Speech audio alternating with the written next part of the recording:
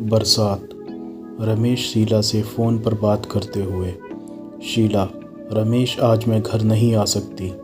Mummy आज रात और रुकने की ज़िद कर रही हैं और मौसम भी बहुत ख़राब है। लगता है बहुत तेज़ बरसात होने वाली है। मैं कल दोपहर तक ज़रूर आ जाऊंगी। रमेश, अपनी अभी अभी शादी हुई है और तुम ऐसी बरसात में पति को अकेला छोड़ दूर हो। खैर ठीक है, कोई बात नहीं, मैं आज की रात किसी तरह अकेला बिता लूँगा। शीला, घर के सारे खिड़की और दरवाज़े अच्छे से बंद करके सोना। तुम्हें तो पता है मोहल्ले में कितनी चोरियां होती हैं। Ramesh, I love you Sheela, तुम मेरा कितना ख्याल रखती हो। आई मिस यू जानू। शीला, ओके, मैं फ़ोन रखती हूँ, बाय। रमेश, बाय। दोनों अपना अपना कॉल काट देते हैं। रमेश, हाय रे बरसात, ये बीवियाँ भी कितनी चिपकू होती हैं, फेविकॉल की तरह। खैर, मुझे नींद आ रही है। रमेश घर के सारे खिड़की और दरवाज़े बंद कर अपने कमरे में सो जाता है। बाहर तेज़ हवा के साथ बरसात हो रही है। घर के भीतर दीवार पर टंगी घड़ी में रात के 2 बज रहे होते हैं। उसी वक्त दरवाजे पे कई बार दस्तक होती है। कमरे में सो रहे रमेश को दरवाजे की दस्तक सुनाई पड़ती है। रमेश, ओहो, अब इतनी रात में कौन है? रमेश बिस्तर से उठ दरवाज़ा खोलता है। सामने पानी में भीगी हुई सिमरन खड़ी रहती है। रमेश, आप? सिमरन, जी मैं सिमरन। रमेश, सिमरन? डबडबाते हुए, खैर छोड़िए, आप यहाँ कैसे? सिमरन, जी मेरी गाड़ी बाहर ख़राब हो गई, इसलिए मैंने सोचा क्यों ना मैं यहीं रात में कहीं रुक जाऊं। रमेश, ओके, प्लीज़ अंदर आ जाइए। सिमरन घर के अंदर आती है और हाथ में लिए चाबी का छल्ला कमरे के टेबल पर रख देती है। रमेश दीवार पर टंगे टॉवेल निकाल कर सिमरन को देता है और देते समय रमेश का हाथ सिमरन के हाथों से छू जाता है। सिमरन टॉवल से बाल सुखाती है और रमेश एकटक उसकी तरफ देखता रह जाता है। सिमरन, जी आप क्या देख रहे हैं? रमेश हड़बड़ाकर, नहीं कुछ नहीं, मैं तो सिर्फ आपसे पूछ रहा था, आप चाय लेंगी या काफ़ी? सिमरन, अरे कुछ नहीं, इतनी रात में आपको तकलीफ़ होगी। रमेश, अरे नहीं, मैं लेके आता हूँ।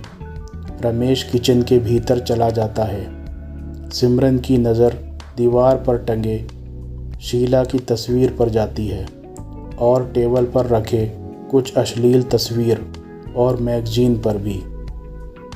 रमेश कॉफ़ी लेके किचन से बाहर आ जाता है और कॉफ़ी का प्याला सिमरन के हाथों में देता है। सिमरन, ये लड़की शायद तुम्हारी गर्लफ्रेंड होनी चाहिए। शीला की तस्वीर की ओर इशारा करते हुए। रमेश जैसे ही चाय का प्याला मुंह को लगाता है, सिमरन की बात सुनते ही उसे चटका लगता है। रमेश, नहीं, हाँ हाँ, ये मेरी एक्स गर्लफ्रेंड है, काली कलूटी कहीं की। कितनी बेकार दिख रही है ना? सिमरन, आप ऐसी बातें क्यों कर रहे हैं? सच में ये खूबसूरत है, आपको तो इससे शादी करनी चाहिए। रमेश, शादी? वो भी इससे? आप भी क्या मजाक कर रही हैं? शादी तो मैं आप जैसी खूबसूरत लड़की से करना चाहता हूँ। रमेश सिमरन का हाथ अपने हाथों में लेके चूम लेता है। आप करेंगे ना शादी मुझसे? बिजली चमकने की तेज आवाज़ आती है। ज़ोर की आंधी के साथ खिड़की खुल जाती है। सिमरन, बस एक ही मुलाकात में आपने डायरेक्ट शादी का प्रपोज़ल दे डाला। रमेश, अरे नहीं, मैं तो सिर्फ मजाक कर रहा था, आप चाय पीजिए ना। सिमरन: जी। सिमरन चाय पीती है और चाय ख़त्म कर प्याला टेबल पर रख देती है। रमेश चाय पीते पीते उसकी तरफ एकटक देखता रहता है। सिमरन की नज़र रमेश की आंखों से टकराती है और रमेश अपनी नज़रें बचाते हुए मुंह मोड़ लेता है। रमेश: एक बात कहें, आप काफ़ी भीग गई हैं। इस कपाट में मेरे कपड़े रखे हैं, आप अपने कपड़े बदल लीजिए। रमेश कपाट से निकाल कर कुछ कपड़े सिमरन को दे देता है। सिमरन: आपको तकलीफ़ होगी। रमेश: बेशक नहीं, उल्टे हमें खुशी होगी। प्लीज़ आप इस कमरे में जाइए। सिमरन कमरे में जाते ही दरवाज़ा अंदर से बंद कर लेती है। दरवाजे के बाहर खड़ा रमेश दरवाजे पर लगे लेंस से भीतर झांकता है। सिमरन धीरे धीरे अपने सारे कपड़े निकाल देती है। रमेश अपनी आंखें दरवाजे पे गड़ाए झांकता रहता है। तभी तेज हवा के साथ कमरे का दरवाज़ा खुल जाता है। बिन कपड़ों के सिमरन के सामने रमेश खड़ा होता है। रमेश सिमरन के पास जा सिमरन को बाहों में भर लेता है। आसमान में तेज बिजली कड़कड़ाते ही पूरे घर में बिजली जाने से अंधेरा हो जाता है। बरसात हो रही होती है। दरवाजे पर 2 पुलिस वाले आते हैं।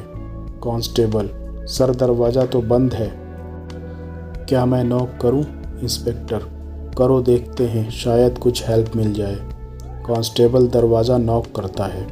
कुछ देर तक कांस्टेबल दरवाजे पर नॉक करता रहता है। कांस्टेबल: सर, लगता है घर में कोई नहीं है। इंस्पेक्टर: डोर पर कोई लॉक नहीं है, घर में कोई ना कोई होना चाहिए, एक बार फिर से कोशिश करो। कांस्टेबल दरवाजे पर दोबारा नॉक करता है। रमेश और सिमरन दोनों बेड पर बिन कपड़ों के होते हैं। रमेश: ओहो, ना जाने इस समय कौन है, मैं देख कर आता हूँ। सिमरन: ओह डार्लिंग, प्लीज़ जल्दी आना। रमेश: मैं बस यूँ गया और यूँ आया, प्लीज़ तुम वेट करो। रमेश टेबल से अपने कपड़े लेकर कमरे से बाहर जाता है। मेन डोर के पास आकर रमेश टेबल पर रखी मोमबत्ती को जलाता है। दरवाजे पर एक बार फिर नॉक होती है। रमेश आवाज़ देते हुए: 1 मिनट रुको, डोर खोल रहा हूँ। रमेश टेबल पर रखी मोमबत्ती जलाता है। रमेश हाथ में जलती हुई मोमबत्ती लेकर दरवाज़ा खोलता है। रमेश के सामने इंस्पेक्टर और कांस्टेबल होते हैं। रमेश: जी कहिए। इंस्पेक्टर: देखिए, यहीं करीब में एक एक्सीडेंट हुआ है और इस बरसात की रात में हमारे पास टॉर्च भी नहीं है। क्या आप हमें कोई टॉर्च वगैरह दे सकते हैं? रमेश: इंस्पेक्टर साहब, इस समय मैं अपनी बीवी के साथ कुछ प्राइवेट काम कर रहा था। आप लोगों को रात में डिस्टर्ब करने से पहले कुछ सोचना चाहिए। कांस्टेबल: क्या साहब, इधर किसी की जान चली गई और आप जरा सी मदद भी नहीं कर सकते? इंस्पेक्टर: दरअसल इस एक्सीडेंट में एक लड़की की दर्दनाक मौत हो गई है। ये रही उसकी तस्वीर। मोबाइल पर इंस्पेक्टर रमेश को खून से लथपथ सिमरन की तस्वीर दिखाता है। तस्वीर कार में बैठी खून से लथपथ सिमरन की होती है। मोबाइल पर तस्वीर देखते ही रमेश के चेहरे पर पसीना छूटने लगता है। उसी वक्त घर में बिजली आ जाती है। रमेश कांपते हुए: ये लो, बिजली भी आ गई, अब आप जा सकते हैं। इंस्पेक्टर: लेकिन आप कांप क्यों रहे हैं? कांस्टेबल: अरे साहब, इस भीगी रात में विस्की पीजिए, विस्की। इंस्पेक्टर घूर के कांस्टेबल की तरफ देखता है। कांस्टेबल: चलिए सर, चलिए। कांस्टेबल और इंस्पेक्टर वहाँ से चले जाते हैं। रमेश घर के भीतर जाते ही दरवाज़ा बंद कर लेता है। डरा हुआ रमेश धीरे धीरे अपने बेड रूम में जाता है। रमेश की नज़र बेडरूम के बेड पर जाती है। सिमरन बेड पर नहीं होती है। रमेश अपनी नज़रें चारों ओर घुमाता है। कमरे में और कोई नहीं होता है। रमेश पूरी तरह पसीने से लथपथ होता है और सर चकरा कर फर्श पर बेहोश पड़ जाता है। शीला बैग लेकर घर के भीतर आती है। शीला के सामने फर्श पर रमेश बेहोश पड़ा होता है। शीला रमेश को झकझोर के उठाती है। रमेश होश में आता है। शीला, रमेश, ये सब कैसे हुआ? वो मैं फर्श पर फिसल कर गिर गया था। बेडरूम के खुली तिजोरी पर शीला की नज़र जाते ही शीला ज़ोर से चीखती है, शीला! रमेश, ये तिजोरी कैसे खुली? रमेश, मुझे नहीं पता। शीला दौड़कर तिजोरी के पास जाती है, पर तिजोरी में कुछ नहीं होता है। शीला, ओह माय गॉड, मेरे सारे गहने!